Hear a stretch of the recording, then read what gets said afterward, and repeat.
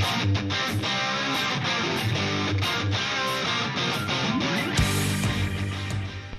guys, I know it's been a while. This is the video for June. I skipped over May. Been dealing with some family things that happened, as well as just buried with work, as well as working on the Enemy Apocalypse convention website. I've probably mentioned that in the past. I'm also in charge of the arcade room this year. We have confirmation we will have real arcades as well as retro games, a few of them anyway. It's a very small convention, no affiliation with other Midwest anime conventions at all. It's our second year running. It's $15 for the entire weekend. They jump up to $25 on September 1st, so grab them now while they're really cheap. More information can be found at www.animeapocalypse.org.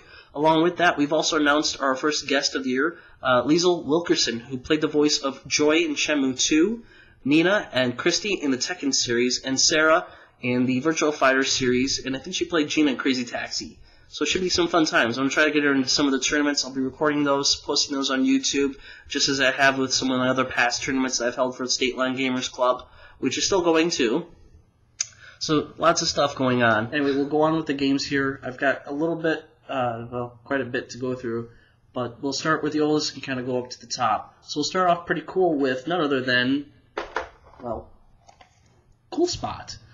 Classic game on the Genesis. If you have a chance to actually play this one, there is a sequel, Spot Goes to Hollywood, but this was back at a time where Virgin Records signed a deal with 7-Up to promote Spot, who was their little mascot for 7-Up, Pepsi.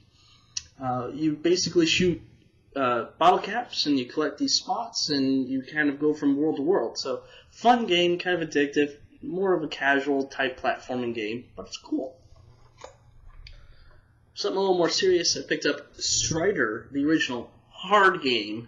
The hit detection is horrible.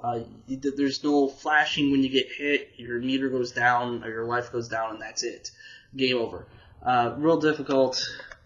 Music is good. Action is good. So I picked this up for a really good price. I don't really see this one often. I do know that there is a sequel, Strider Returns. Not sure which is better. I haven't played the second one. I have played this one a little bit. It's okay. It's just really tough. Next up is Bonanza Brothers. You can actually find this one in most of the collections, like the Sega and Sonic Genesis collections. But you're two brothers running away from the cops, and there's different rooms you explore and everything like that. So, but yeah, again, you can find these in the collections. But I picked it up since I hadn't really seen this one in the wild. It's in kind of rough shape, but still playable. The cartridge itself is actually in really good condition. The other thing that was kind of interesting is that the manuals are the original manuals, I think. But you have this, just the instruction manual, the registration card, and then you have one of these Sonic the Hedgehog posters, which basically is a fold-out. They have game demos and everything like that. So I thought that was kind of cool to find, too, in that. These are all actually complete with instruction manuals. I try to avoid games that are loose. But I had to pick up this one, Rocket Knight Adventures. I believe this is the first one to Sparkster. Sparkster is the harder one to find. I am trying to search for that one, but that's just way up there right now. I think it's like $20, $30, maybe even $40 to get if you can find it even loose. This one ranges anywhere. I found this one for about $10. So I picked that up because I actually remember playing this game from a long time ago, and I enjoyed it. So I kind of wanted to have that one again. Moving right along here.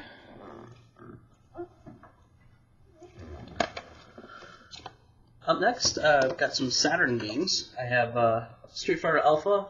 I have Alpha 2 previously, and I came across the Alpha. These are sealed from the reseller, but I'm hoping they're complete anyway. But I think they're in good shape. The worst game you could ever get on the Saturn, I just picked it up for the lulz. Virtual Halide. Yeah. Horrible game. It is done by Atlas. It's an RPG that was done with 3D textiles at the time, bad acting, bad graphics, bad story. No. Horrible. Horrible. Next, I picked up Virtual On, the original. This is not the NetLink edition, unfortunately. That one is harder to find. also more expensive. This is just the regular version.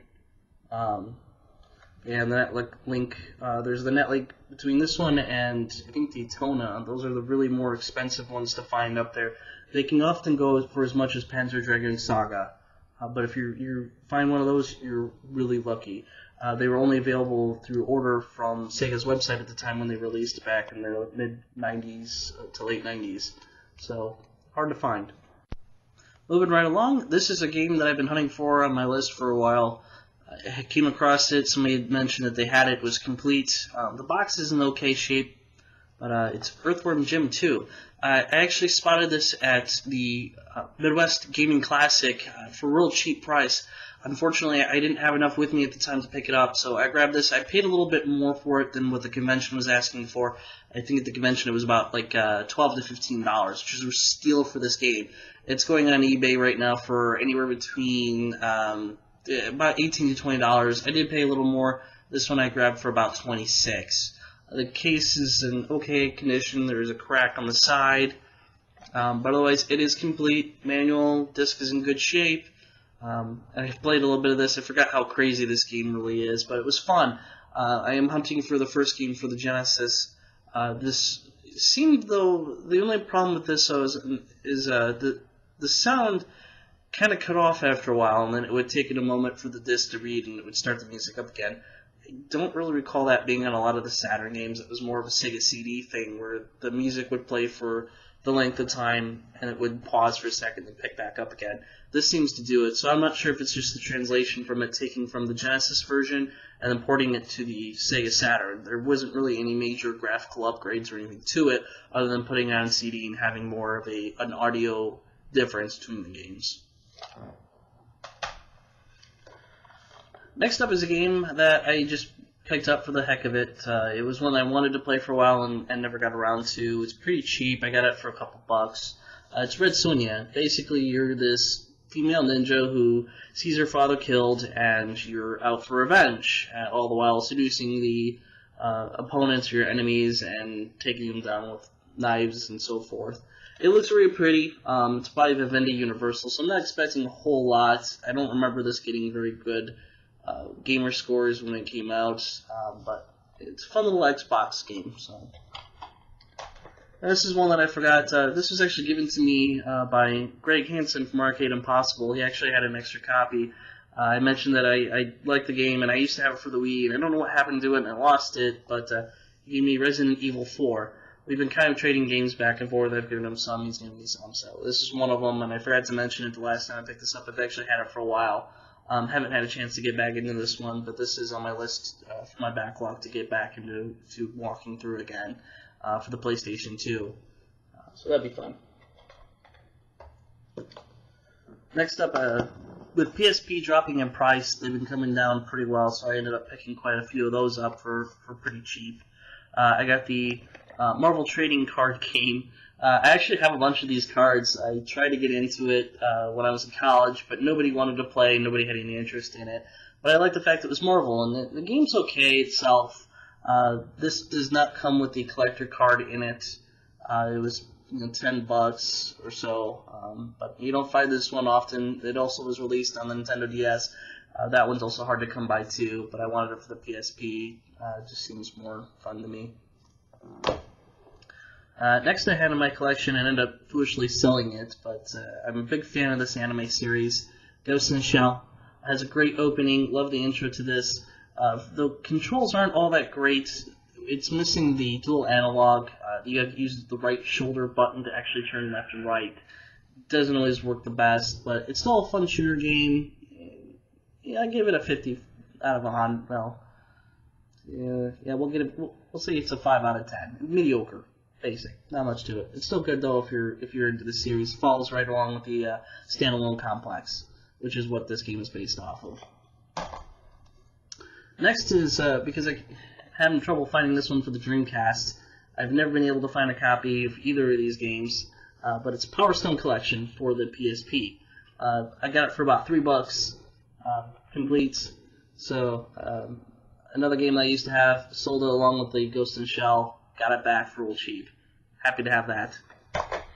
Another game, because I've been playing a game that you'll see here in a little bit, I thought I'd pick this one up because I'm kind of interested about the characters.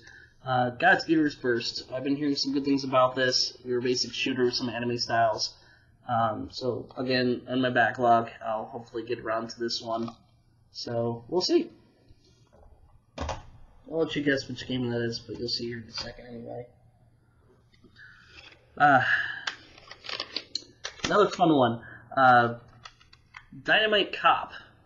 A good standard arcade beat 'em up, ported over to the Dreamcast. This is actually the sequel to the Die Hard trilogy that was on the Sega Saturn, which I don't have, sadly. But it does have your Bruce Willis clone. They renamed him because they didn't have the Die Hard license, but they wanted to make a sequel to the game. It's actually really fun, where you just kind of go around using whatever you can find to beat up your opponents, from salt shakers to clocks to loaves of bread. It's fun. If you can't find the American version, which kind of goes up, I paid maybe almost $30 for this game. You can actually get the Japanese version, and it's just the same. The voice acting is in English with Japanese subtitles, so it really doesn't make a difference. This is English with English subtitles. It's the same. So it doesn't matter if you want the English or the import version.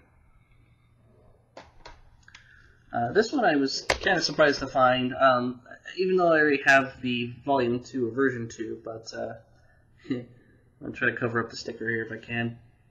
But Phantasy Star Online, this is Volume 1.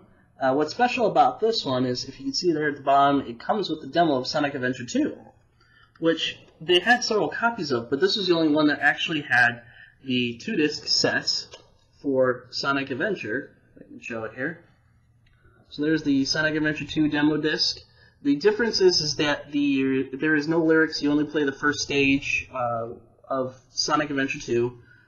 There's a little bit different. The pilots actually swear it's in Japanese. There's no English audio.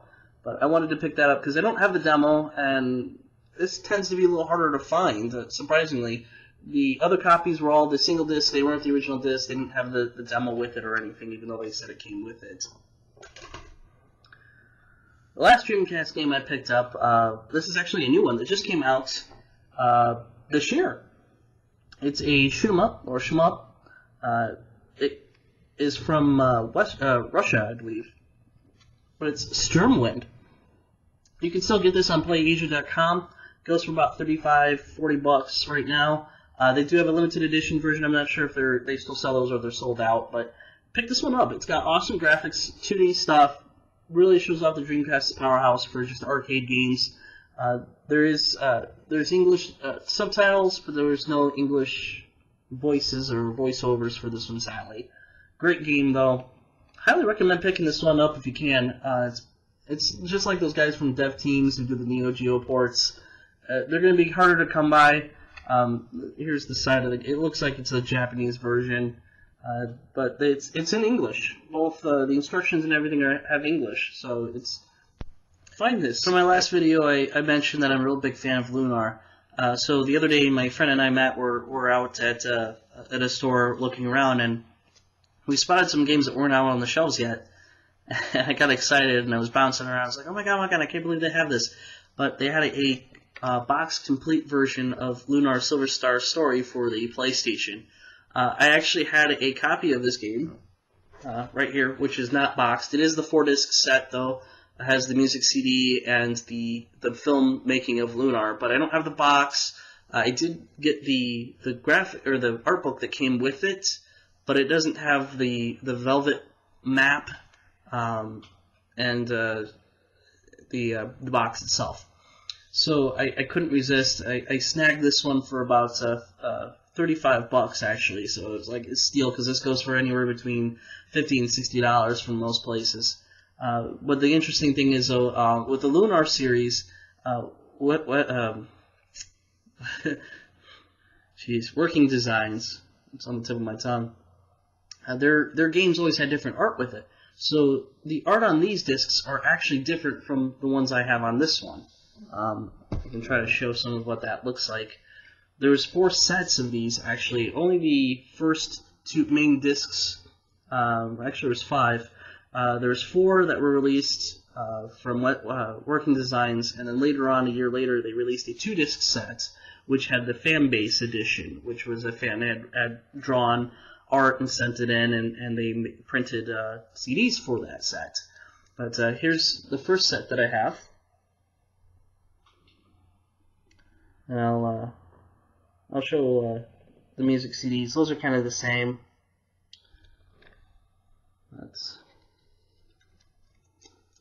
This one's actually falling apart.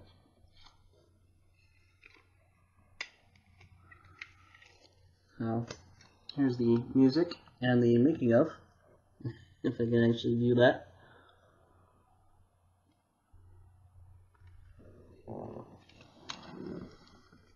Start that one.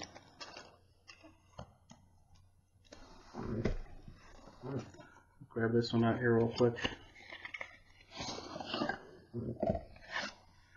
Here's what the art book actually looks like. And it just has random images and so forth from the game, character bios, and all that good stuff.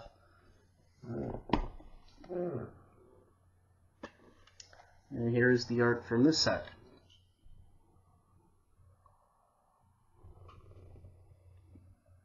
So, yeah. Cool stuff. Now the only challenge is to actually find Lunar 2, which is even harder to come by. Did see it once, didn't grab it, regret it big time. It was complete, had everything in it. But hey, that's the way game hunting goes. So here's the other one I mentioned earlier. Had to pick this one up because it's a cross between Namco, Sega, and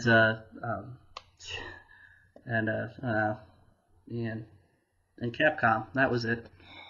Jeez. But I got mostly for the Sega stuff because there's Sakura Wars, Dynamite Cop, no Sonic, which is cool, Ulala from Space Channel 5, Yuri and Nostal from Tales of Vesperia, and a bunch of other characters and all, Street Fighter and all that too. Street Fighter Cross Tekken Limited Edition. I'm about 36 hours into the game. Hopefully I'm near the end, but we'll see. Working on that. Good one to pick up if you can find it. I think there's a few copies floating around at GameStop, but it's still available. I would grab this one if you can. It's very repetitive. It gets longer and longer and longer. The battles kind of drag on. But this is a sequel to the Endless Frontier, which is on the DS, Super Robot Wars Endless Frontier. Loved that game. It had some of the same faults. You can't skip any of the action sequences. It does tend to go on for a real long time, but I enjoyed the characters. I enjoyed the story behind it. It was mediocre, but just the ability to have some of these characters come along, it's kind of a good experience. I really wish they came with came over with the sequel to Endless Frontier Exceed. Unfortunately, that was an import. I was never able to grab that, and I'd really like to have the English version. So, but between that, Capcom versus Namco, and the other games in between there that these kind of fall in, are great to kind of go through and just fun, good time killer.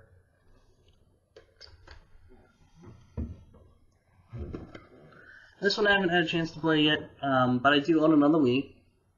Muramasa, the Demon Blade. This is the limited edition, which comes with faceplate, stickers, theme, and a pouch, a lithograph, all kinds of stuff. This is kind of harder to come by. I haven't seen it anywhere else yet, so I'm not sure how many copies of these are actually going to be out of. This is by Axis, so they might be on their website. I'm not sure, but yeah, good stuff. Up next, this is actually a pretty cool arcade shooter, and that's the reason I picked it up, but Ghost Squad on the Wii. I got it for about $6. Fun game. It's real short, which a lot of people didn't like. You can go through the entire game in about 30 minutes. There is some replay value. You can unlock different costumes. You unlock more guns as you level up. There's also different paths you can take each time you play it to try to unlock all the paths. So, fun arcade shooter. It's really good with two players. Pick up the remote and just shoot bad guys. It's very similar to House of the Dead, Time Crisis, or any of the other games that Sega's actually come out with that are along the same lines. This is a newer one. It was released in the arcades back in 2011, I believe. So it was ported right to Wii. I haven't seen it on any other consoles, but it's a fun one. You can actually see from the back side, they got images there of a guy in a little panda suit. I don't know if you can make it out there in the middle there. The camera's not going to focus at all. But it's fun. So the acting is cheesy, the story is cheesy, but it's a fun shooter. That about wraps it up for this time, guys. There is one more thing left, but I'm going to leave that for the next video. I'll give you a hint. It involves this kind of guy, and came in this big plastic case. So stay tuned. We'll see you next time.